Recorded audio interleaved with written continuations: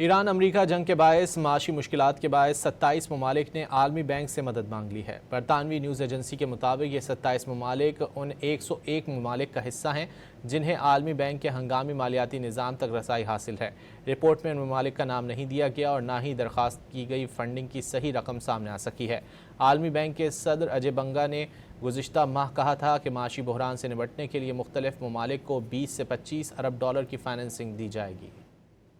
Iran अमरीका जंग के बायस माशी मुश्किलात के बायस 27 ममालिक ने आलमी बैंक से मदद मांग ली है। बरतानवी न्यूज़ एजेंसी के मुताबिक ये 27 ममालिक उन 101 ममालिक का हिस्सा हैं जिन्हें आलमी बैंक के हंगामी मालियाती निज़ाम तक रसाई हासिल है।